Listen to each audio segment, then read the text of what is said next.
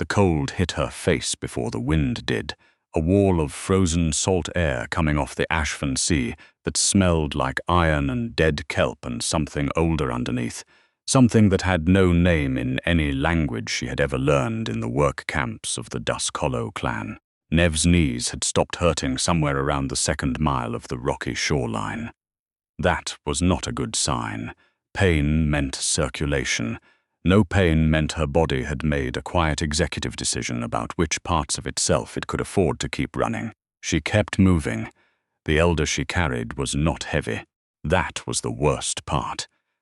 Aldous had been the Dusk Hollow Pack's record keeper for 63 years, and 6 months of deliberate starvation had reduced him to something that felt like bundled sticks wrapped in loose skin. His head rested against her collarbone. His breathing came in shallow pulls, each one a little longer than the last. She pressed 2 fingers to his neck every 10 minutes, the way she had learned from watching the camp healers. Not the sanctioned ones, the ones who had actual medical training and worked for the council.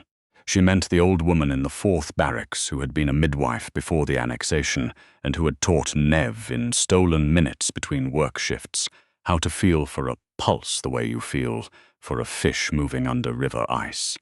Still there, still there, still there. She kept counting. Aldous had not asked to be carried. He had told her, in fact, with the precise dignity of a man who had spent a lifetime choosing his words, to leave him. The order had come 3 days ago, pinned to his cell door in the council's handwriting. Transfer to the Eastern Processing Station. Those were the words they used now. Processing. As if a 63-year-old man who had memorized the bloodlines of every pack on the northern continent for 6 decades was a raw material to be refined into something more useful or disposed of cleanly if he wasn't. Nev had read the order. She had looked at Aldous through the bars of his cell door. She had thought about the word processing for approximately 4 seconds. Then she had picked the lock with a flattened piece of wire she had been hiding in the heel of her boot for 8 months, on the general principle that a woman who expected nothing good from her circumstances should always have a way out. She had not expected to use it for someone else. The Ashford shoreline stretched north toward Irongate territory, and the Irongate pack was not her ally. They were not her enemy exactly, but the distinction between those 2 things had always been, in Nev's experience, largely theoretical. What Irongate had was a healer, a real one, not a council-approved dispenser of approved treatments designed to keep workers functional at minimum cost. Irongate's healer was a woman named Thessaly, who was known across 4 territories for refusing to ask where a patient came from before she treated them. For that specific reason, that single refusal, Nev had committed her name to memory 2 years ago, the same way she committed all information that might be useful, the same way Aldous had once told her that knowledge stored in your head could never be confiscated. He was going to live long enough to tell her she had been right to come. She had decided this. The decision had nothing to do with certainty, and everything to do with the fact that she had no other option she was willing to accept. The boundary between Dusk Hollow and Irongate territory was not marked by a fence. It was marked by the shelf of black granite that jutted from the shoreline like a broken jaw, the rock face shearing straight down into the sea below. You couldn't cross it at the base. You had to climb. Nev had scouted it twice from the Dusk Hollow side during supply runs, counting handholds, measuring the distance. In daylight, with 2 working hands and no one on her back, she estimated it would take her 4 minutes. She climbed it in 11, with Aldous strapped against her chest in a harness she had made from her own coat, her fingers finding cracks in the granite by feel because the fog had come in off the water and reduced her visibility to the 6 inches directly in front of her face. At the top, her right hand gave out. The tendons, which she had been ignoring for the last quarter mile, finally delivered their verdict. She hung from her left arm for 3 seconds over 40 feet of nothing. The wind pressing her sideways, Aldous a dead weight against her sternum, his pulse fluttering under her chin. She found a foothold. She pulled herself over the edge. She lay on her back on Irongate granite and looked up at fog and breathed. Aldous made a sound, a small sound, reedy and distant, the sound of a man whose body was making noise without his permission. "I know," she said. Her voice came out cracked in two places. Her throat had been dry for so long it had simply adjusted to the condition. She got up. The Irongate Shoreline Patrol Station was a stone building half buried in the cliff face, its single window throwing a rectangle of amber light into the fog. Smoke from the chimney. She could smell wood fire and something cooking, salted meat, maybe, or broth. And her stomach contracted around nothing, and she ignored it the same way she had been ignoring it for 3 days. She knocked. The man who opened the door was wide through the chest and shoulders, his jaw dark with a week's growth, wearing Irongate's patrol colors, deep charcoal gray with the salt-white border mark at the collar. He looked at her. His eyes dropped to Aldous, his nostrils flared. She spoke first, because she had learned that silence was a thing other people used to make decisions about her, and she preferred to give them fewer opportunities. "His name is Aldous. He was the Dusk Hollow record keeper for 63 years. They were transferring him to Eastern Processing. He has a fever, probable infection, severe malnourishment. I need to reach Thessaly. The patrol wolf," she would learn his name was Davin, did not close the door. He looked at her for a long moment, with the particular expression of a man recalibrating something he thought he understood. "You came over the granite shelf." It was not a question. He could see the blood on her right hand, the torn fingertips, the way she was holding that arm slightly away from her body. Yes, with a broken hand. She had not known. It was broken until he said it. That explained the 3 seconds. He opened the door wider. The warmth of the fire hit her like a physical thing, and her body, which had been operating on pure mechanical stubbornness for approximately 18 hours, chose that moment to remember that it was a body and not a machine. Her knees went. The patrol wolf caught her with one arm the way a person catches something they recognize as fragile, and the gentleness of it was so unexpected that she had no reflex prepared for it. "Easy," he said. Aldous stirred against her chest and made a sound that was almost a word. She got her feet back under her before Davin could do anything further about it. She was not accustomed to being caught, and she did not intend to make a habit of it. Another wolf at the table across the room was already moving toward the communication unit. Davin took Aldous from the harness with careful hands, checking the elder's pulse with 2 fingers, the same way she had been doing it. She watched him do it and thought involuntarily that this was what a healer's hands looked like when they actually knew what they were doing. "Thessaly," he said to the room. "East the communication unit looked back. It's past midnight. I know what time it is." There was a pause, then. "Main house acknowledging. Thessaly en route. 40 minutes. He paused. Again. "The Lord Commander is..."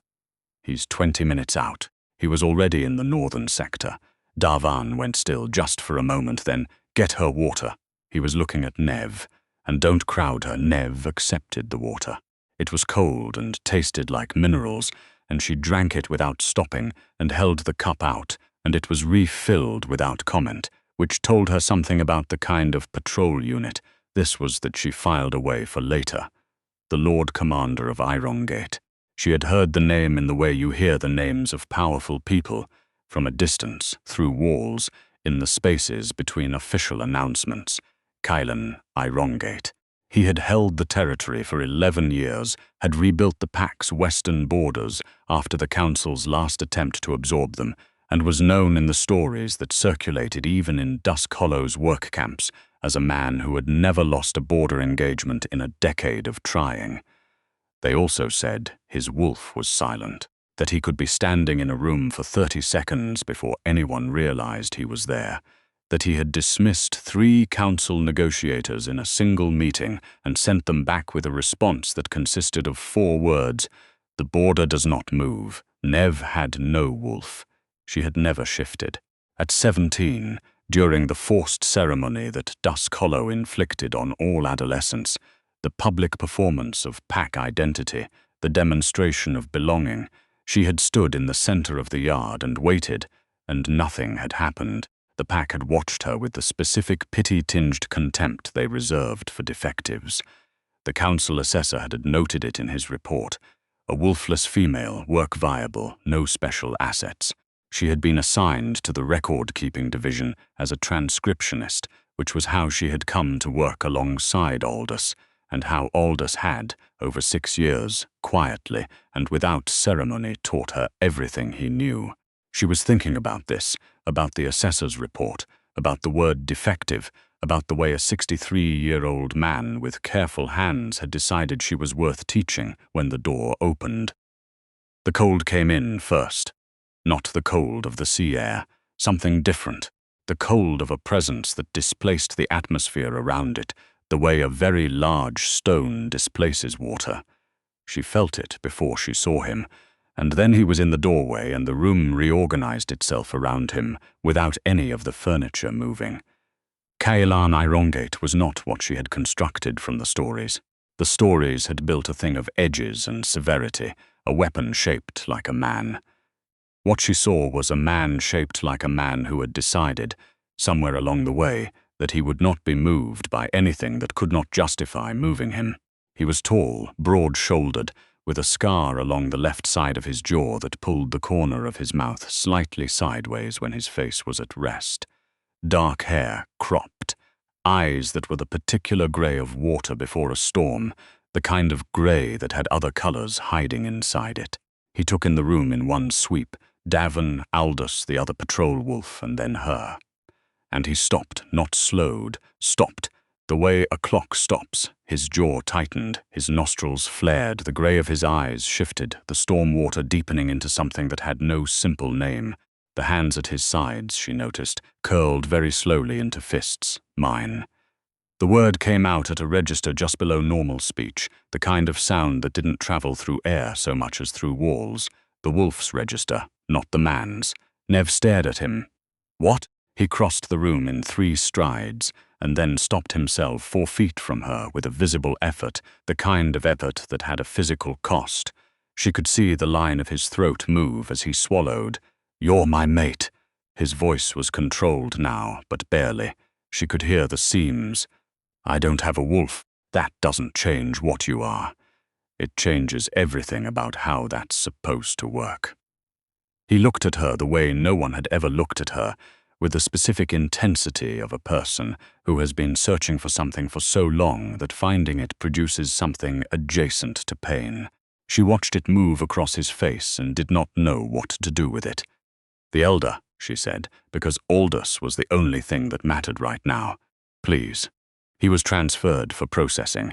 He's been running a fever for 2 days. Your healer. Caelan turned his head toward Davan. Give him to me.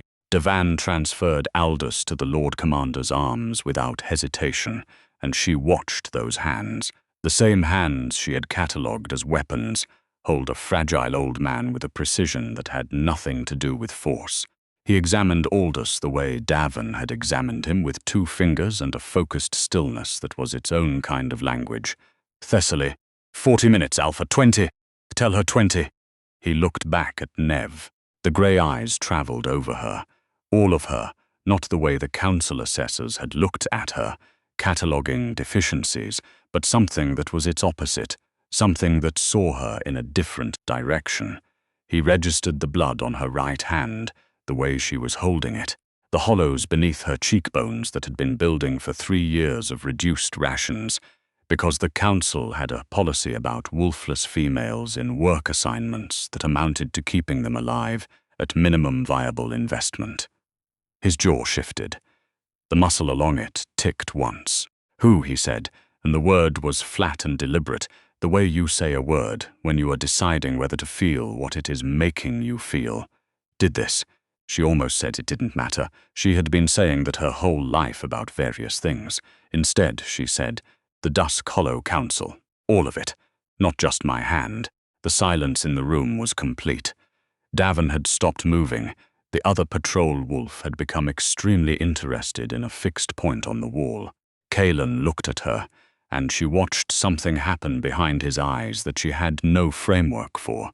A calculation that wasn't about strategy, and wasn't about politics, and was, she thought, something that the man inside the Lord Commander had been holding in a locked room for a very long time. He said very quietly, "You are never going back. You don't have the right to make that decision." "No," he met her eyes, "but I am asking you to let me earn it." The patrol station took them both to the main house. Kaelin carried Aldous. Nev walked on her own feet, which she had been doing for 3 years under worse conditions, and intended to keep doing until they stopped working. Her hand was broken in 2 places. Davin had confirmed this with a look of professional assessment and a complete absence of the pity she would have refused anyway. He had splintered it in the station with materials from the patrol kit, efficient and clean. The main house was built into the cliff face above the harbor, stone and salt-weathered timber, lit amber in the pre-dawn dark with the particular warmth of a building that had been occupied for generations. It smelled like wood fire and salt and something baking, not performance, not impression, just a place where people lived. Thessaly met them at the door. She was 60 perhaps, with cropped silver hair and the kind of face that had been reorganized by decades of receiving bad news without flinching. She had a healer's bag over one shoulder and was still pulling on her outer coat with the other hand, and she looked at Aldous in Kaelin's arms with the speed and clarity of a professional who understood that every second of assessment was a second of treatment delayed. She looked at Nev. "You," she said, "sit before you fall. That's an order, not a suggestion." Nev sat. Thessaly took Aldous first because Nev had told her to. She worked with the economy of someone who had done this, triaged, assessed, acted thousands of times, and she named what she found as she found it: dehydration, malnutrition, systemic infection from an untreated source she located after 4 minutes of careful examination as a neglected wound on his left arm. Sealed over but not healed, going septic beneath the surface. "This man," Thessaly said, "to no one in particular, has been living with this infection for at least 3 weeks." She looked up at Kaelin. 3 weeks. She did not need to say the rest. The council had seen it. They had written the transfer order. The sound Kaelin made was not loud. It was the kind of sound a very large, very controlled animal makes when it has decided that restraint is temporary. Thessaly was already working. IV line, antibiotics, fluids. She moved around Aldous with the efficiency of someone for whom this was not remarkable, and for whom nothing about human suffering had ever become unremarkable, which was, Nev thought, the essential paradox of a good healer. Within 30 minutes, Aldous's color changed. The grey-white pulled back and something closer to living returned underneath. He opened his eyes. They were not fully focused, but they were open, and when they found Nev across the room, they held there with the particular intention of a man who has not finished saying what he needs to say. "You stubborn child," he said. His voice was barely a thread. It was the most precise thing she had ever heard. She was crying. She had not noticed when it started. She was not a person who cried. She had not cried when the council denied her shift status, or when her bunkmate Oriel had been transferred and had not come back, or when she had stood in the processing yard at 16 and understood for the first time that the world she had been born into did not intend to give her anything she had not taken for herself. But she was crying now, sitting in a wooden chair in a stranger's house with a splintered hand in her lap, watching a 70-year-old man breathe. Kaelin sat down beside her, not close, 1 chair of distance. He did not touch her. He did not say anything. He was just there, a wall of warmth and winter air, and a weight in the room that she had stopped finding alarming and had started, without consciously deciding to, finding stable. She leaned sideways. Her shoulder found his arm. He went completely still and let her. "Thank you," she said. He said, "You carried him 12 miles on a broken hand in sea fog over the granite shelf. Don't thank me for opening a door." The days that followed had a texture she had never encountered before. Aldous improved. By the 2nd day he was sitting up. By the 3rd he was asking for paper and something to write with, which Thessaly provided with the resignation of someone who had always suspected that old men with 70 years of accumulated knowledge were the most difficult patients. By the fourth, he was dictating to Nev from the medical cot with the serene authority of a man who had been temporarily inconvenienced and was back on schedule. Kaylan kept his distance. He was always present, always somewhere in her peripheral field, always reachable in under a minute, but he did not crowd her. He did not press. He answered questions when she asked them, and did not volunteer more than she requested, and she found herself, against every trained instinct she had, testing the edges of that restraint, not because she wanted to push him away, but because she kept expecting it to break, and it kept not breaking. On the fourth evening he found her on the seaward balcony. "Dusk Hollow has sent a formal demand," he said. "Return of the record keeper. Return of the escaped worker." He paused. "They are calling you a security risk." She looked at the water. The Ashford Sea was the color of slate in the failing light, the waves low and methodical. "They also filed a formal challenge with the Border Council," he said, "claiming I had their personnel seized." She turned. He was leaning against the doorframe with his arms crossed, and the evening light caught the scar along his jaw and the carefully neutral expression he was wearing that wasn't quite neutral once you knew what to look for. "Are you going to comply?" "No." She waited. "I told the Border Council that Irongate had received a voluntarily presented asylum claim from a Dusk Hollow worker with documented evidence of abuse and a non-combatant civilian in medical need. I also told them that Dusk Hollow's counsel would be required to appear before a formal inquiry to explain why a senior member of their community was transported to Eastern Processing with an active septic infection and a documented transfer order dated 3 weeks after the wound that caused it." Nev looked at him for a moment. "You're using this politically, yes." His eyes held hers steadily. "I have spent 8 years trying to get Dusk Hollow's counsel before a formal inquiry. You have handed me the grounds." He paused. "That is also separate from the fact that you are my mate, and I will not return you to people who starved you for existing. And I recognize those two things are not the same argument, and you're allowed to hold them separately." She didn't have an answer for that.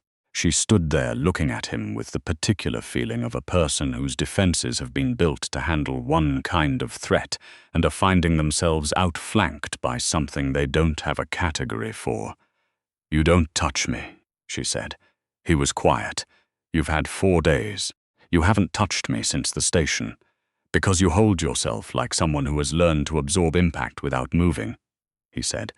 It wasn't an accusation. It was a diagnosis delivered carefully. "I will not be something else that lands on you," she breathed. "When you reach for me," he said, "I'll be there. Not before." She reached out her left hand, the unbroken one. He took it. His fingers closed around hers with the careful precision of someone handling something they had been waiting for without knowing it, and the bond, which had been a hum, since the moment he walked through the door of the patrol station, went somewhere beyond sound entirely, somewhere structural, somewhere that felt less like a feeling and more like an axis she had suddenly acquired. His breath caught. She felt it. "There," she said. He pulled her close, not fast, not rough, inevitable, like a tide finding its level. She pressed her face against his chest, and she smelled iron and salt and pine resin, and underneath that, something she had no word for because she had not needed the word before.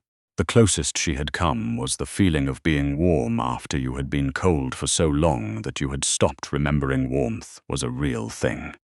"Aldous," he said against her hair. "He's going to ask questions. He's always asking questions. That's how he's survived 63 years. She felt the sound in his chest that was the closest thing she had heard to a laugh from him, still learning to use itself, like a limb coming back. In the morning, Thessaly came to her with a different purpose than treatment. She stood in the doorway of the room Nev had been sleeping in, a real bed, sheets that smelled like lavender, a mattress that didn't sag, and she looked at Nev with the expression of someone who has seen something and is deciding how to say it. "You're back," she said. "The marks." Nev knew which marks she meant. She had had them since childhood. Thin lines, precise, carved in a pattern across her upper back that she couldn't see clearly herself and had always attributed to a severe fever she had survived at 4 years old. The camp healers had glanced at them and said nothing. The council assessors had noted them without comment. She had stopped thinking about them. May I? Thessaly held up a magnifying lens. Nev turned. The silence that followed was long enough that she tracked it. Kaelin, Thessaly said, and her voice had changed. Come look at this. He came. She heard him stop, heard his breathing alter. What is it? These are suppression marks, Thessaly said. Old workings. Blood-based. Someone carved a binding into her when she was a child. Her voice was precise and did not waver, and the anger underneath it was the controlled kind, the kind that has been housed in professionalism for so long it has become the shape of professionalism. This is why she can't shift. Her wolf has been locked away. Nev felt the world tilt slightly on its axis. Who would do that? She said. Her voice came out level. She was proud of this. Someone who knew what you were, Kaelin said, and wanted to make certain you didn't. What I am is a wolfless transcriptionist who picks locks. He came around to face her. The grey eyes were very still. No, he said it simply. The way you say a fact. You are not wolfless. You have never been wolfless. Thessaly had produced a book from somewhere old-bound, the pages thick, and she opened it to a page and held it up. The illustration showed a binding pattern. Nev looked at it without recognition for 2 seconds, and then recognition arrived, and it sat in her chest like a stone dropped in water. That's mine. The notation beneath the illustration was in the old script, which Nev could read because Aldous had taught her, and Aldous had believed that useful knowledge had no age limit. She read it, once, then again. She looked up at Thessaly. This is a suppression seal for a Stormline bloodline. Thessaly nodded. Stormline wolves were not legendary in the way Moonborn wolves were legendary, worshipped and mythologized across every territory's oldest stories. Stormline was quieter than that, more practical. Stormline wolves were the ones who had held borders in wars that no other pack survived.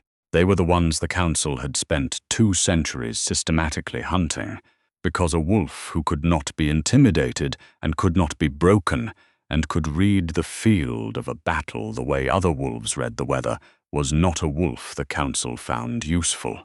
They were a wolf the Council found dangerous. Her father's name had been Arrow. Her mother had told her that much before she died. Arrow, who had been passing through Dusk Hollow territory 24 years ago, and had left behind a photograph that Nev had kept in the lining of her boot for 11 years. A man with a mark on his left wrist, crescent-shaped, dark, the color of a bruise that never fully healed. She had the same mark. She had always had it. Thessaly looked at it now, took her wrist, turned it to the lamplight. Stormline mark, she said, confirmed. She sat down. She looked at Kaelin. You know what this means. It means someone is going to answer for those marks on her back, Kaelin said, and for a great deal else. No, Thessaly's voice was careful. It means when those bindings come off, the Council is going to notice. They have been monitoring for Stormline wolves for 2 decades. Then they'll have something to find, Kaelin said. Let them come. Nev looked at him. He was standing with his arms at his sides, and he was completely calm, the way a cliff face is calm. Not because nothing is happening, but because what's happening has nowhere further to fall. She understood, looking at him, that he had been waiting for something to fight on this particular ground. And she had walked into his territory and handed it to him, and he was going to use it for both of them, and she was not sure yet how she felt about that. She was sure that she was not going back. She had been sure of that since the 4th step over Dusk Hollow's fence. The bindings, Thessaly said, can be removed. The process is not comfortable. I want you at full strength first, and when they come off, you'll feel like a different person, Thessaly said, because you've been living with half of yourself in a box your entire life. When that half comes out, it won't be quiet. She paused and looked at Nev with the steady eyes of a woman who had delivered hard news too many times to soften it falsely. Stormline wolves are not quiet under ordinary circumstances. Stormline wolves who have been caged for 20 years will be less quiet than that. I need you to understand what you're agreeing to. Nev thought about 20 years. She thought about the assessment report. Work viable, no special assets. She thought about the marking ceremony at 17, standing in the center of the yard while the pack watched and nothing happened, and the specific quality of that silence. Do it, she said. Thessaly looked at her over the glasses. Tomorrow, when you've eaten and slept. Tomorrow came. Thessaly laid out her instruments on a clean cloth and explained each step the way a surgeon explains a procedure, not to comfort, but to inform, because she had understood immediately that Nev was a person who did better with information than without it. That knowledge was the thing that had kept her functional in an environment designed to reduce her, and that you didn't take that away from a patient when they needed it most. 7 seals, Thessaly said, each one layered over the next, oldest on top. When each seal breaks, your wolf will push forward. There will be pain. I can reduce some of it, not all, I understand. Do you want the alpha in the room? Kalen was at the door. He had not been asked. He was there because he had been there, quietly and without announcement, every time anything had mattered. She had stopped finding this remarkable 3 days ago, which alarmed her more than it should have. Yes, she said. He came in. He sat in the chair nearest the cot. Close enough. His face was a controlled surface, his eyes were not. Lie down, Thessaly said. The first seal broke. She had been prepared for pain. She was not prepared for what pain meant in this context, because it was not the pain of something being damaged. It was the pain of something being undammed, a force pressing outward from inside her chest like something that had been held underwater for 20 years and was finally reaching for surface. She gripped the edge of the cot. She did not make a sound. She had been trained by circumstance not to make sounds. Second seal. Third. Each one worse than the last, and also each one more extraordinary than the last, because with each break she could feel something she had never felt in her life waking up in the space beneath her sternum. Not an absence, filling, but a presence arriving, a second voice. Not external, not separate, hers. The fourth seal broke and Nev made a sound that cracked the window. A single hairline fracture running from the upper left corner to the sill. Kalen was on his feet. Sit down, Thessaly said. She's doing exactly what she should be doing.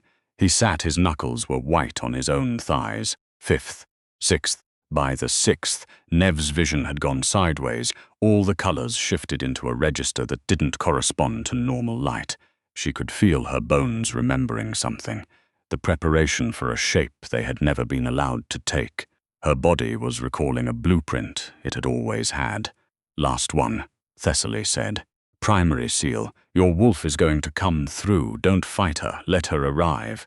The seventh seal broke like a door coming off its hinges. Nev came apart and came back together in a single continuous motion, and the reforming was not painful. It was the opposite of pain, the specific relief of a thing that has been wrong for 20 years finally finding its right configuration. Her senses detonated outward. She could hear every heartbeat in the building, smell the beeswax on the floors 3 rooms away, hear the deer moving in the forest on the far side of the harbor cliff, hear the specific rhythm of Kaelan's pulse from across the room. Fast, controlled, barely. She landed on 4 paws.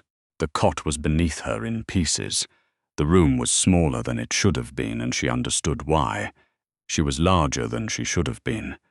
Stormline wolves did not run small. The stories were not exaggerated on that point.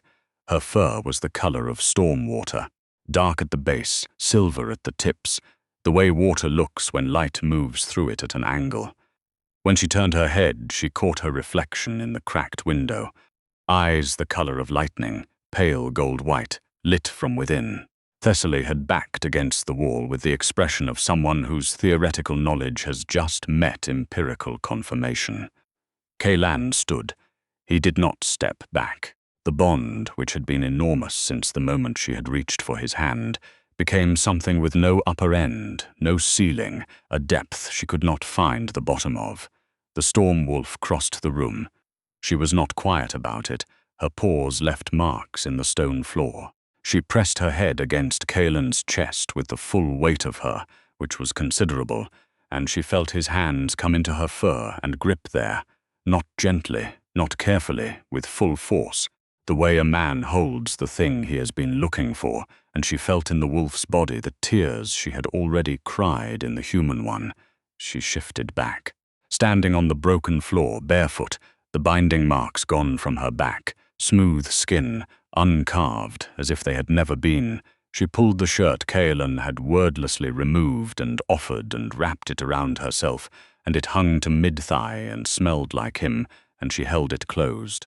A storm wolf, Thessaly said. She had sat down in the chair with the air of someone's whose legs had made a decision. In my practice, in my lifetime, she shook her head. What Stormline wolves can do, she said, is a matter of which stories you've heard. The true ones are this. They can hold ground that should break. They can find the weakness in any barrier, any structure, any defense, the same way water finds the lowest crack in stone. She paused, and they can bring clarity to any mind that has been made cloudy by fear, by control, by long captivity, even to wolves who have been so controlled for so long that they have forgotten they are wolves. She looked at Kaelin. She did not say more. She did not need to. Don't, Nev said. He looked at her. Don't calculate what I'm worth to you based on what I can do for your situation. His eyes went sharp with something that was close to offense. I knew what you were when I thought you were a wolfless clerk who broke a hand climbing a cliff for an old man. My wolf recognized you before I had words for it. He said it without distance, without cushion. You are not useful to me. You are necessary to me. Those are not the same thing. She believed him. Not because the words were smooth. They were not. They were blunt and slightly graceless, which was precisely why she believed them. She believed him because she could feel him through the bond, and the bond was not a political calculation. She crossed the room and stood in front of him, and he was very still. You're still not touching me, she said. The corners of his mouth shifted. Not quite a smile, the precursor to one. You are standing 2 inches from me. That's different. How? Because I'm the one standing here. He understood the distinction. She could see it register. He lifted his hand and she felt it come to rest at the side of her face, with the specific quality of a person doing something they intend to do correctly. Careful, certain, unhurried. She leaned into it. The Dusk Hollow Council sent their formal response 1 week later.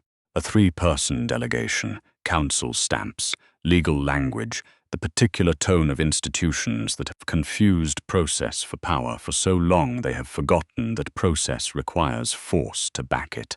The lead delegate was a man named Pren, whose title was Territorial Administrator and whose actual function, Nev knew from 6 years of transcribing internal communications, was to manage situations that could not be resolved through standard intimidation.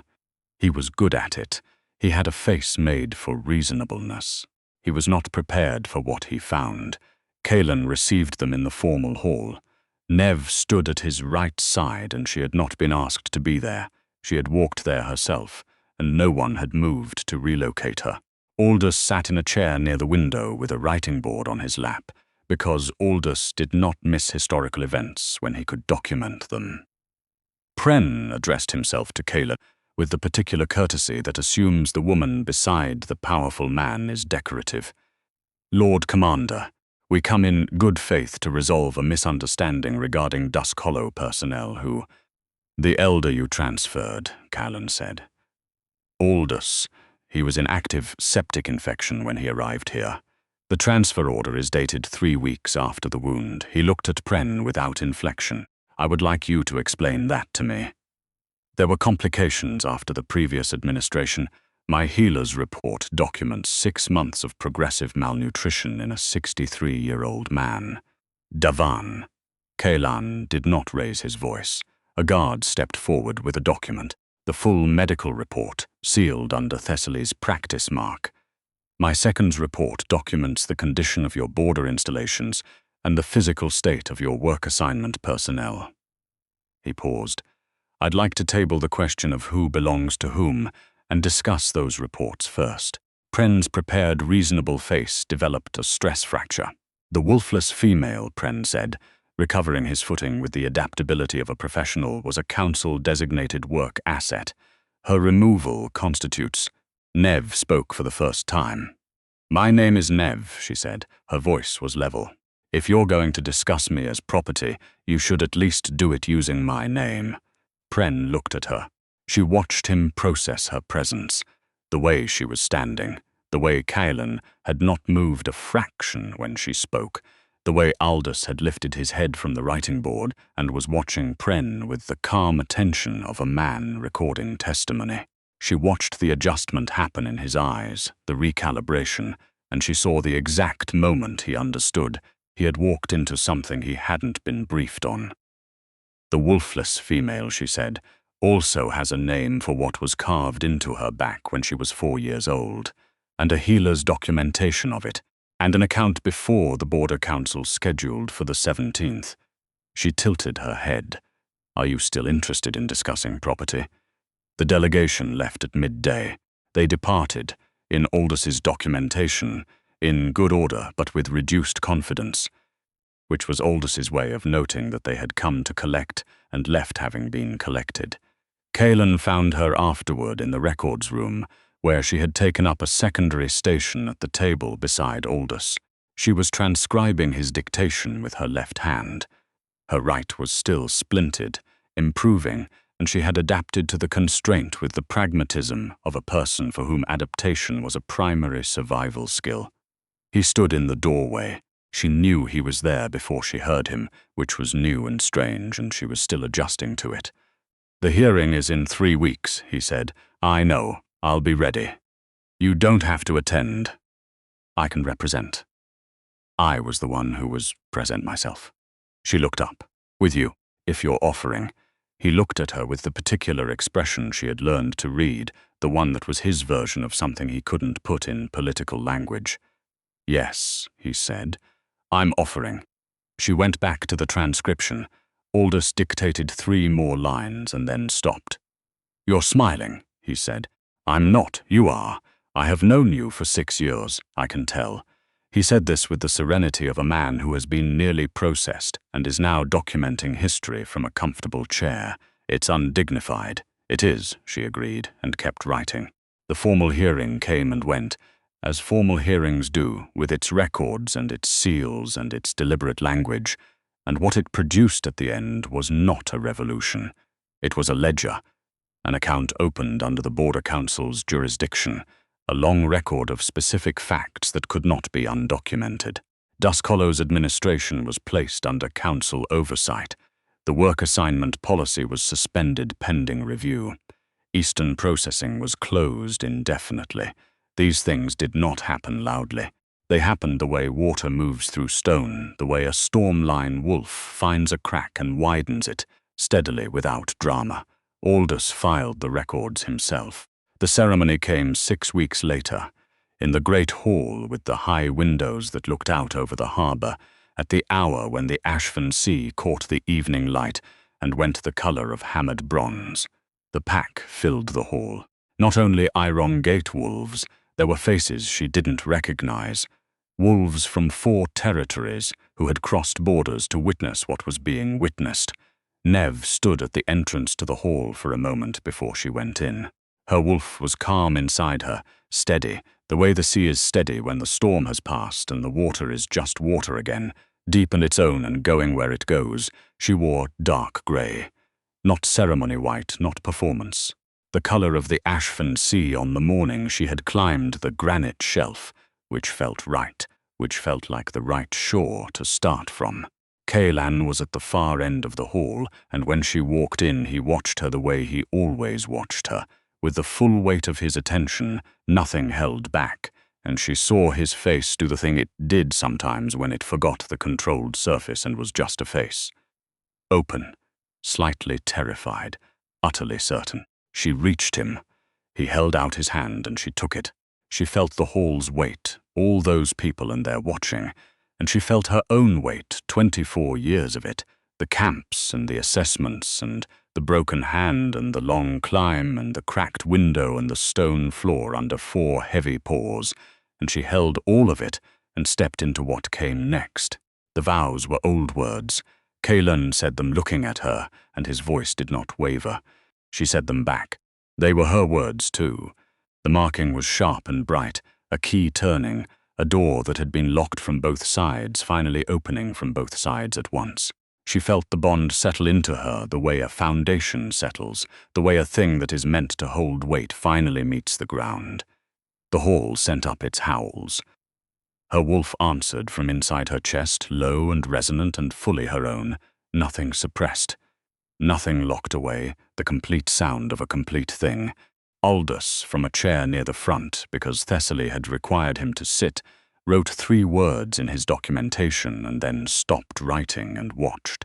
Afterward, much later, with the hall emptied and the fires down to coals, she sat on the wide stone sill of the harbour window with Kaelan beside her. The sea was dark. The lights of the harbour burned below them, orange and steady.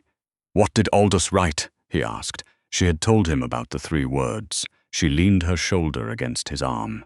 She had seen the notebook. The 3 words were, "as it should be." She did not tell him this. She kept it the way you keep the things that are true without needing to be explained. She said, "Ask him yourself. He'll charge you for the page." The sound Kaelan made, low and finally unguarded, was the laugh she had been collecting for 6 weeks, each one slightly less rusty than the last, each one something she intended to keep. The crescent mark on her wrist caught the harbour light and held it for a moment, not glowing, not dramatic, just present, the way a door that has always been there looks once you finally know it's a door. She had climbed a cliff with a broken hand for someone else's survival, and in doing so had found her own. That was not a metaphor. That was exactly what had happened, and she sat with it, and she let it be true.